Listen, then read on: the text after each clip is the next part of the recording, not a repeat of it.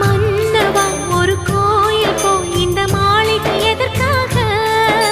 தேவியே என் ஜீவனே இந்த ஆலயம் உனக்காக. வானில் ஒரு புயல் மழை வந்தால் அழகே என்னை எங்கனம் காப்பாய். கண்ணே உன்னை என் கண்ணில் வைத்து இமைகள் எனும் கதவுகள் அடைப்பேன். சத்தியமாகுமா? நான் சத்தியம் செய்யவா? தொடு தொடுவெனவே வானவில் என்னை தூரத்தில் அழைக்கின்ற நேரம். Uva,